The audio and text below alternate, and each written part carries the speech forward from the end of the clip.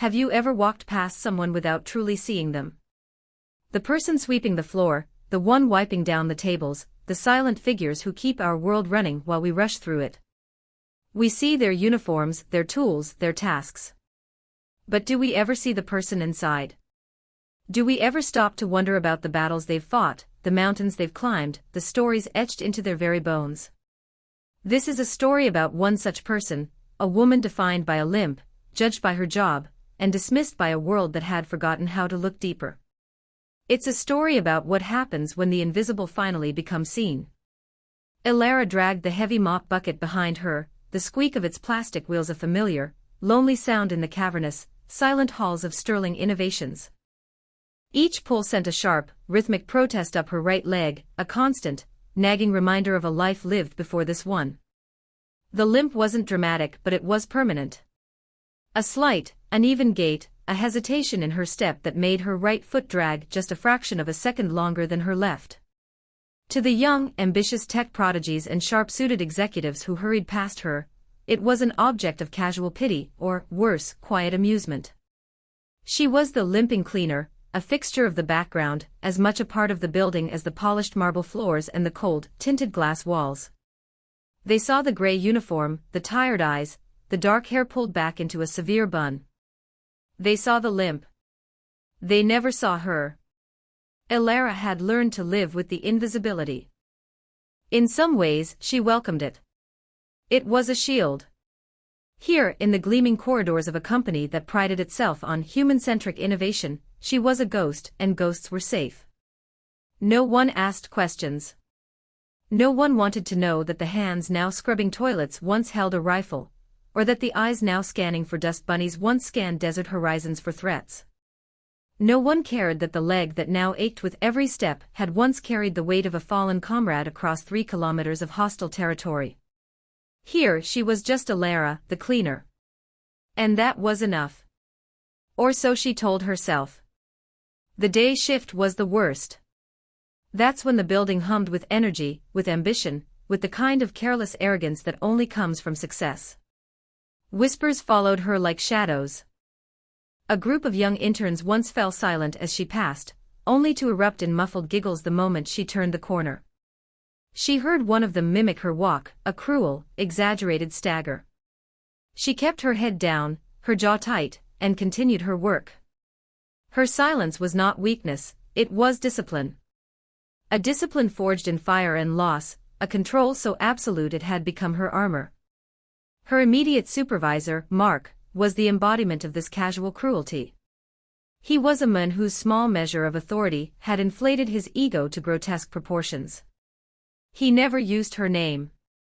To him, she was the help, the new one, or, when he was feeling particularly dismissive, he'd just snap his fingers in her direction. You. Floor 3 needs a spill cleaned up. Now he'd bark, not even bothering to look up from his phone. He saw her limp as a liability, a sign of inefficiency. He'd once timed her, stopwatch in hand, as she cleaned a conference room, a smirk on his face as he declared her 10% slower than the others. He documented it in her file, a neat little entry in a column of perceived failures. Elara never complained. She simply did her job with a meticulousness that bordered on obsession. Every surface she touched was left immaculate. Every task was completed to a standard far beyond what was required. It was the only way she knew how to operate. Excellence was a habit, not a performance. In the quiet solitude of the late-night shift, when the building was empty and the only sound was the hum of servers and the swish of her mop, she could almost breathe. She would pause sometimes, looking out of the massive floor-to-ceiling windows at the sprawling city lights below, a universe of tiny, striving souls, each with their own story, their own scars. She wondered how many of them were like her, hiding in plain sight.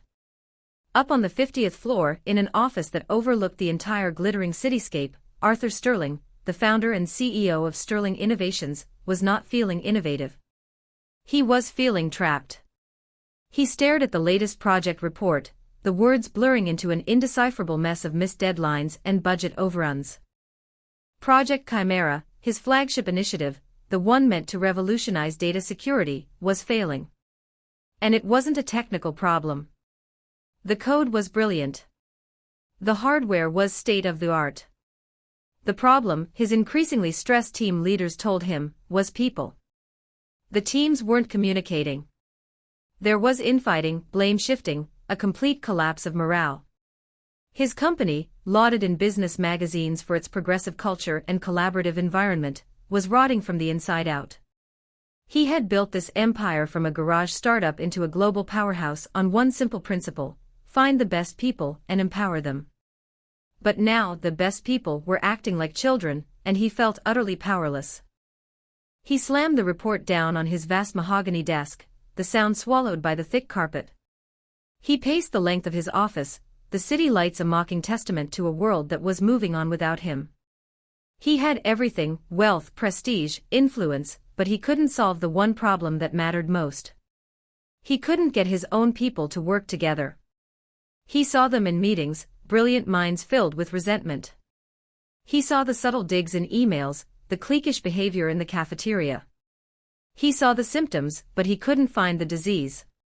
It was a subtle poison, a creeping apathy that had infected every department. He'd tried everything.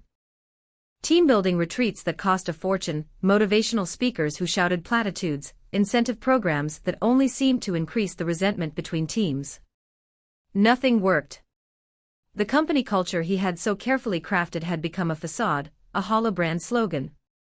He felt a profound sense of disconnection, not just from his employees, but from the very soul of his creation.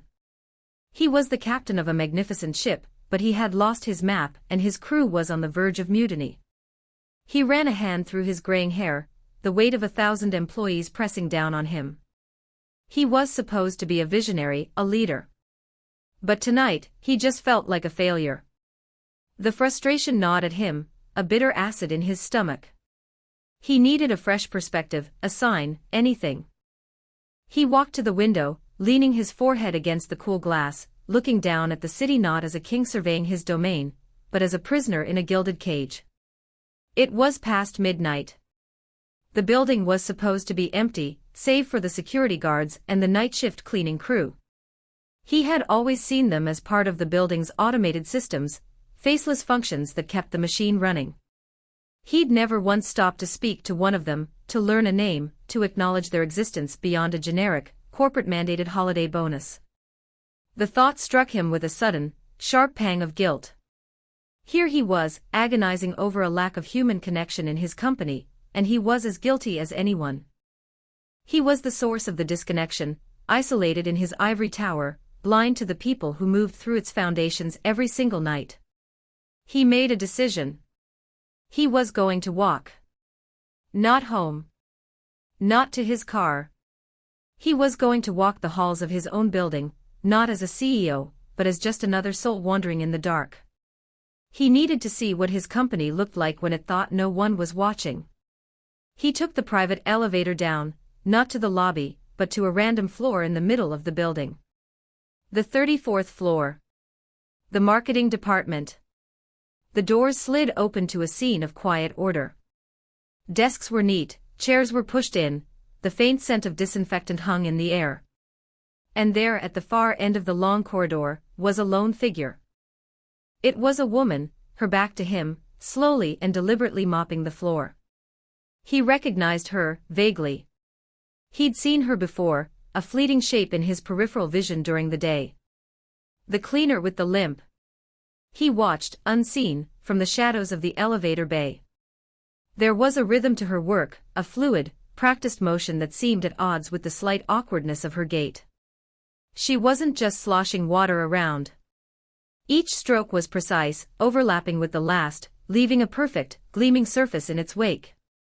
She reached a large, framed poster on the wall, one of the company's motivational ads, featuring a smiling, diverse group of actors under the slogan, Innovation Through Unity. The frame was slightly askew. Every day, hundreds of employees walked past it. Arthur himself had probably walked past it a dozen times that week. No one had noticed. Or if they had, no one had bothered to fix it. The woman paused her mopping. She leaned the handle of the mop against the wall, her movements careful, as if conserving energy. She reached up and with a gentle, precise touch, adjusted the frame until it was perfectly level. She stepped back, her head tilted, and examined her work for a moment before nodding to herself, satisfied. It was a small act, utterly insignificant in the grand scheme of things. But for Arthur, watching from the darkness, it felt like a lightning strike. It was an act of care. An act of ownership. This woman, who was paid the least, who was treated as invisible, who was probably mocked for the very way she walked, took more pride in this place than any of his six-figure executives. She saw the crooked frame that everyone else was blind to. She fixed what was broken. He stayed there for nearly 10 minutes, watching her. He saw the way she would sometimes stop and press a hand to her lower back, her face tightening for a split second before her expression smoothed back into one of stoic neutrality. He saw the deep, ingrained weariness in her posture, but also an unyielding, unbreakable resolve. There was a dignity in her every movement that he hadn't seen in his own boardroom in months. Who was this woman? What was her story? For the first time, he saw not a uniform, not a limp, but a person. A person of substance. A person who understood something fundamental that his entire company had lost, that true excellence isn't found in grand gestures, but in the quiet, consistent commitment to getting the small things right. He felt a flicker of something he hadn't felt in a long time. Hope. He didn't approach her that night. The moment felt too private, too pure to interrupt.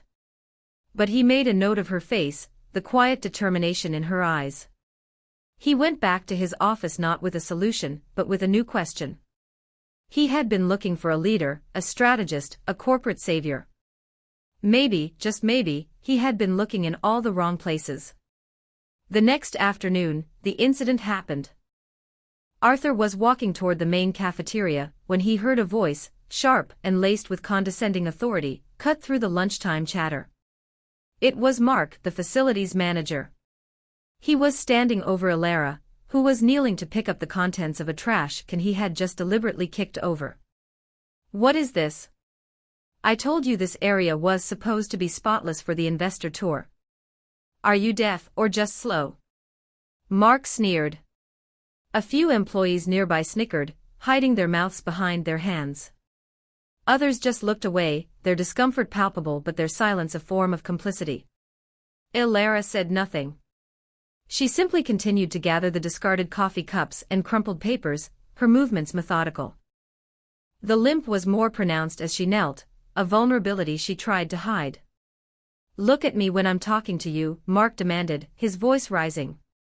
He nudged the overturned bin with his foot. "I have a schedule to keep."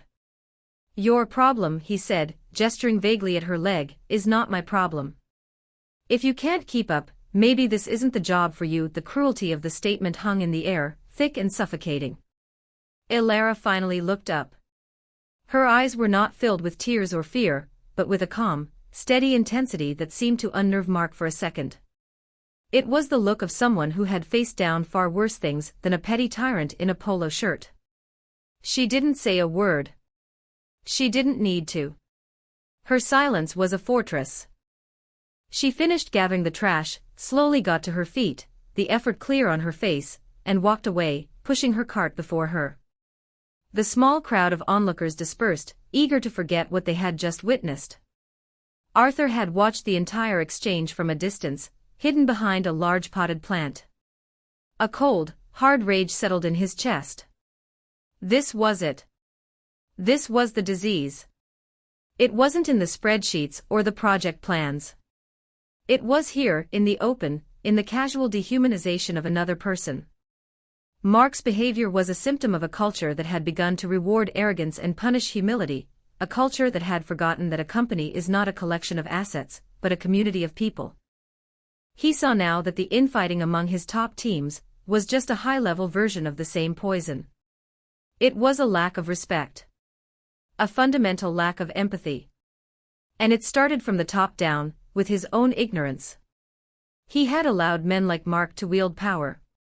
He had created the environment where such cruelty could go unchecked. The shame was a physical weight. He thought of the woman meticulously straightening the picture frame in the dead of night, and then of this public humiliation. The contrast was sickening. He knew he had to do something. Firing Mark would be easy. It would be a start. But it wouldn't be enough. Firing Mark wouldn't fix the underlying sickness. He needed to do more than just cut out the tumor, he needed to heal the patient. And he had a strange, growing conviction that the key to that healing was the very woman who had just been so callously dismissed. He needed to understand her strength. He needed to know her story. That evening, Arthur waited. He sent his driver home, and told his assistant he'd be working late. He watched the security feeds on his monitor, waiting until he saw Lara begin her shift on the 28th floor. He took the stairs, his heart pounding with a strange mixture of apprehension and purpose. He found her in a small, windowless utility closet, carefully refilling her cart with supplies. The air smelled of bleach and lemon polish. She didn't notice him at first. She was completely absorbed in her task, her hands moving with an efficiency that was almost hypnotic. "Excuse me," he said softly, not wanting to startle her. She turned, and her eyes widened slightly in recognition. It was the CEO. She immediately straightened up, her posture becoming formal, guarded. "Sir. Is there a problem?" "No, no problem at all," Arthur said quickly, raising his hands in a placating gesture. I wanted to talk to you." "I'm Arthur Sterling, I know who you are, sir," she replied, her voice quiet but clear. "My name is Alara," he repeated the name, tasting it. It felt solid, real. "I saw what happened today. In the cafeteria." With Mark, Alara's expression didn't change, but a subtle tension entered her shoulders. "I'm sorry you had to witness that, sir." "It won't be a problem again," her response floored him. She was apologizing. As if she were the one at fault. "You have nothing to apologize for," Arthur said, his voice firm. His behavior was unacceptable. It was disgusting. "And I am the one who is sorry. I'm sorry that this is the kind of environment you've had to work in." Alara looked at him, truly looked at him, for the first time. Her gaze was searching, trying to discern his motive. In her experience, people in power were never this direct unless they wanted something. "Thank you, sir," she said, the words polite but non-committal. "I wanted to ask you something," Arthur continued, stepping further into the small room. "Last night, I saw you on the 34th floor. You straightened a picture frame." She blinked, confused. "It was crooked, I know," he said. "Everyone else walked right by it. But you stopped. You cared enough to fix it. Why?" Alara seemed taken aback by the question. She thought for a moment, her gaze dropping to her hands. "It's my job to keep things in order, sir. A crooked frame is disorder." "It's more than that," Arthur pressed, sensing he was on the verge of something important. "The way you work, there's a discipline to it. A focus. It's not just a job for you, is it?" She remained silent, her guard firmly back in place. Arthur realized he was pushing too hard. He needed to earn her trust.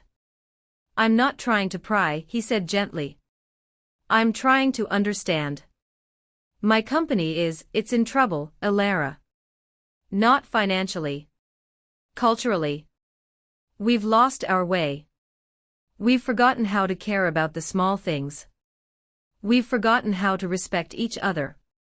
And then I see you. And I feel like you understand something we've all forgotten." His sincerity seemed to break through a crack in her armor.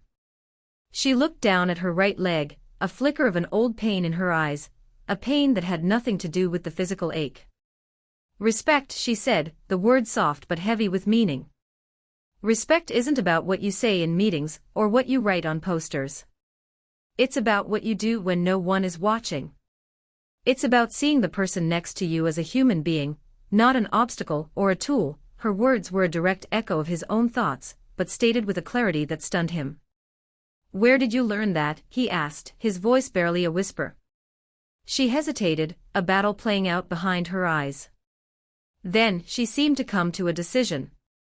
She reached into her pocket and pulled out a worn, frayed wallet. From a hidden flap, she removed a laminated ID card, faded with age. She handed it to him. The photo was of a much younger woman, her hair cut short, her face unsmiling and resolute. But the eyes were the same. Intense, focused, ancient. Below the photo were the words, Sergeant Alara Vance. United States Army. Arthur stared at the card, the pieces clicking into place. The discipline. The limp. The unbreakable calm under pressure. The quiet dignity. It wasn't the demeanor of a cleaner. It was the bearing of a soldier. You served, he said, a wave of profound respect washing over him. For 12 years, she confirmed, her voice steady. Logistics and operations.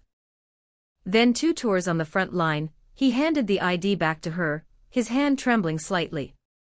He finally looked at her leg, not with pity, but with a new understanding. Your leg. An IED, she said, the clinical term a stark contrast to the violence it implied. It's why I was discharged. Medically. It's hard to find work when you have a file that says you're limited. The word was an insult. This woman was the furthest thing from limited he had ever met. She was more capable, more composed, more of a leader while kneeling to clean up garbage than his entire executive team was in a multi-million-dollar boardroom. Why didn't you say anything, he asked. Why this job? People see the limp first, she said simply, a statement of fact, not a complaint. They see the discharge papers. They see a broken soldier. They don't see the skills. Here, she gestured around the small closet, no one expects anything from me. It's simple. It's quiet. I can just do the work and be left alone. The words were a condemnation of the world he had built, a world that would take a person with her training, her experience, her character, and make her feel that her only option was to become invisible. He felt a fire ignite within him, a righteous anger and a fierce determination. He had found his answer. He had found his leader. But before he could say another word, a jarring, high-pitched alarm began to blare through the building, and the overhead lights flickered once, then died, plunging the utility closet into near-total darkness. The emergency lights, a sickly red, kicked in, casting long, dancing shadows down the corridor. The building's automated voice began to chant a cold, robotic warning, evacuation protocol initiated. This is not a drill. Chaos erupted almost instantly. The alarm, combined with the sudden power outage, sent a wave of panic through the few dozen employees still working late. Doors flew open and people poured into the corridors, their faces illuminated by the eerie red glow of the emergency lights. Their voices were a confused babble of fear and questions. What's happening? Is it a fire? The elevators are dead. Arthur felt a surge of adrenaline, his own heart starting to pound. He was the CEO, he was supposed to be in charge. But he was frozen, unsure of the protocol, unsure of what to do. His mind, usually so sharp and decisive, was a blank. Then he heard Alara's voice, and it cut through the noise like a surgeon's scalpel. It was calm, authoritative, and utterly in control. Everyone, stay calm, she shouted, her voice resonating with an unexpected power that commanded attention. People turned, their panicked eyes finding her in the dim light. The elevators are offline. We use the stairs. North stairwell is the primary exit. Move in a single file line. No running, she was no longer a cleaner. She was Sergeant Vance. Her limp was still there, but she moved with a new purpose, her body language transformed. She was in her element. Mark, the facilities manager, came barreling out of his office, his face pale with terror. It's a security breach in the server farm. A fire. We have to get out, he shrieked, adding fuel to the panic. He started pushing people toward the wrong stairwell, the one furthest from the main exits. No. Alara's voice cracked like a whip. That exit leads to the sub-basement. It will be a bottleneck. North stairwell only. Now. She pointed a definitive finger, her authority absolute. People hesitated, looking from the panicked manager to the calm cleaner. But there was no contest. They began to follow her direction. She saw a young programmer hyperventilating, frozen in place by a panic attack. Elara went to her immediately. "Look at me," she said, her voice dropping to a firm but gentle tone. "Breathe with me. In for 4. Hold for 4. Out for 4. You can do this. I've got you." She guided the young woman toward the line, her hand a steady presence on her back. Arthur watched, mesmerized. She was a natural commander, assessing threats, managing personnel, and controlling chaos with an instinct that was breathtaking to witness. She moved through the panicked crowd like a sheepdog herding a frightened flock, her limp a steady, rhythmic beat in the heart of the storm. As she was helping an older man who had stumbled, Mark, in his blind panic, shoved past them both, desperate to get to the front of the line. In his haste, he collided with Elara, sending her stumbling against a desk. The impact was hard, and a sharp tearing sound echoed in the corridor. The sleeve of her gray uniform shirt had ripped open at the shoulder. And as the fabric fell away, something hanging from a simple chain around her neck was revealed. It lay against her collarbone, catching the dim red light. It was a medal. Not a small one. It was heavy, ornate, with a distinctive star shape and a blue ribbon. Arthur recognized it instantly from news reports and military documentaries. It was the Medal of Honor. The highest and most prestigious military decoration, awarded for acts of valor above and beyond the call of duty. The sight of it stopped everyone in their tracks. The panicked whispers died, replaced by a stunned, collective gasp. Mark, who had turned to shout something else, froze mid-word, his mouth hanging open. The employees she was calmly guiding to safety stared, their eyes wide with disbelief. The medal was a stark, irrefutable symbol. It was a testament to a courage so profound it was almost unimaginable. In that single, silent moment, everything changed. They were not looking at a cleaner anymore. They were not looking at a woman with a limp. They were looking at a hero. The medal seemed to burn in the red emergency light, a silent, powerful rebuke to every snicker, every dismissive glance, every ounce of pity and scorn she had ever endured in these halls. It was the physical manifestation of the strength they had all been too blind to see.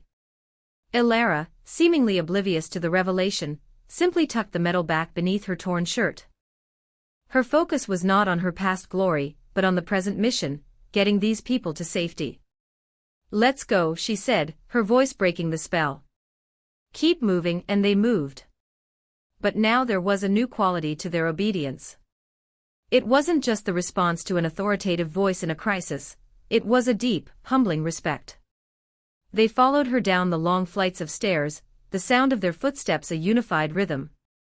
She moved with them, her limp a steady beat of resilience, never complaining, never slowing, offering a word of encouragement here, a steadying hand there. When they finally emerged into the cool night air of the street, greeted by the flashing lights of fire trucks and emergency vehicles, a sense of profound relief washed over the group. The security breach turned out to be a faulty sensor that had triggered a false fire alarm and a system-wide power shutdown. There was no real danger. But the test had been real. And only one person had passed. Arthur Sterling stood on the sidewalk, watching his employees huddled together, their faces still showing the remnants of fear, but also a new, dawning sense of awe as they looked at Elara, who was quietly speaking to the fire chief, giving him a clear, concise report of the evacuation. The crisis was over, but for Arthur the revelation was just beginning. He walked over to where Mark was standing alone, shunned by the others. "Mark," Arthur said, his voice dangerously quiet. "You're fired," Mark sputtered. "What?" But it was a false alarm. "I was just trying to." "You failed," Arthur cut him off, his eyes cold as steel. "You failed as a manager, and you failed as a human being. Your incompetence could have gotten people hurt. But your cruelty, that is unforgivable. You looked at a hero and saw nothing but a broken tool.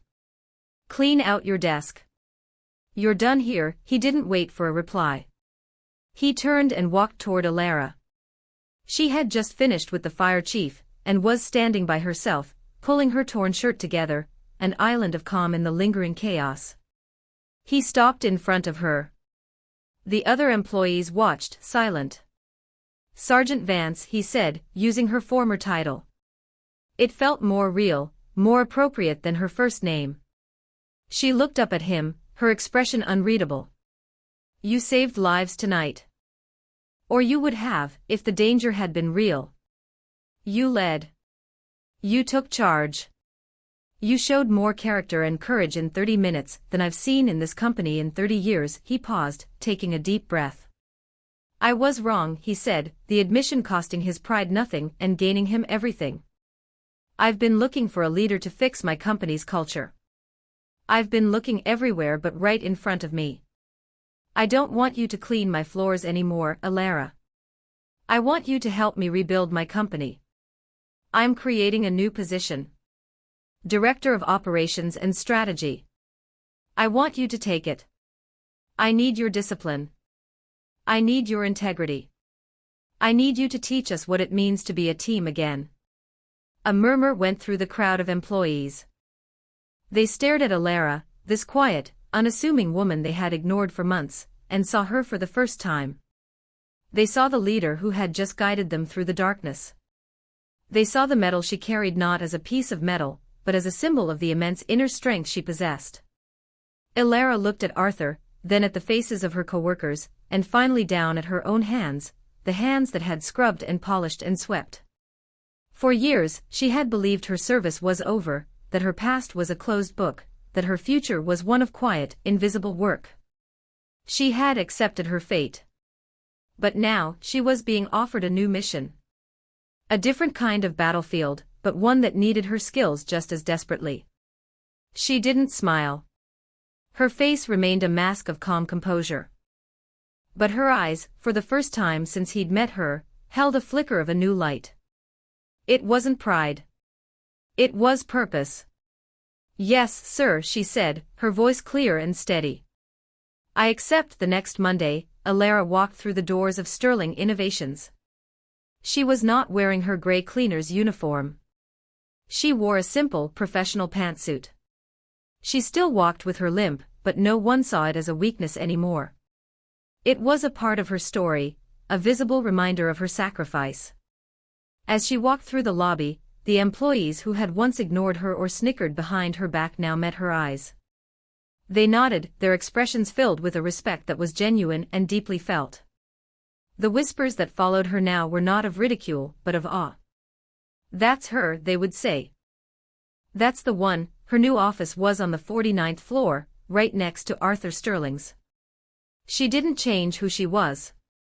She was still quiet, disciplined, and meticulous. She began her work not by issuing grand pronouncements, but by walking the halls, just as she had before. Only this time, she wasn't pushing a mop bucket. She was listening. She spoke to everyone, from the coders in the basement to the executives in the corner offices. She learned their names, their frustrations, their hopes. She identified the real problems, the broken lines of communication, the festering resentments. And one by one, with the same methodical precision she had once used to clean a room, she began to fix them.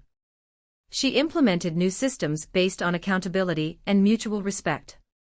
She created teams that weren't based on seniority, but on skill and collaborative spirit. She rewarded not arrogance but quiet competence. She taught them that a team, like a military unit, is only as strong as its trust in one another. She was rebuilding the company from the inside out, not with corporate jargon, but with the simple, profound principles she had learned in a life of service. The crooked picture frames were finally being straightened, not just on the walls, but in the very soul of the company. So let me ask you again. Who are the invisible people in your life? The ones you walk past every day without a second thought. What stories do they carry? What medals do they hide beneath their uniforms? Alara's story is a reminder that a person's worth is not defined by their job title, their salary, or their physical abilities. It is defined by their character, their integrity, and the courage they carry within them. We live in a world that is so quick to judge, so quick to label and dismiss. We see a limp and we assume weakness. We see a uniform and we assume simplicity. We are so busy looking at the surface that we forget to see the soul. The truth is, heroes are all around us. They are not always on movie screens or on the front pages of newspapers. Sometimes they are quietly mopping the floors, driving the buses, stocking the shelves. They are the ones who show up, day after day, and do the hard work with dignity and grace, carrying the weight of their own battles with a quiet strength that we may never understand. Ilara didn't need a new job to become a leader. She was always one. She just needed someone to finally see it. Let her story be a challenge to all of us. A challenge to look deeper. To see the person, not the position. To listen to the quiet voices. To recognize the strength in those the world has overlooked. Because the next time you walk past someone you think is invisible, remember Ilara. You might just be walking past a hero. And you might be the one person who has the power to finally see them. Share this story with someone who needs to hear it. Remind them that true strength isn't about being perfect, it's about what you do after you've been broken. And in the comments below, tell us about a time you misjudged someone, only to discover the incredible person they truly were. Let's start seeing each other, truly seeing each other today.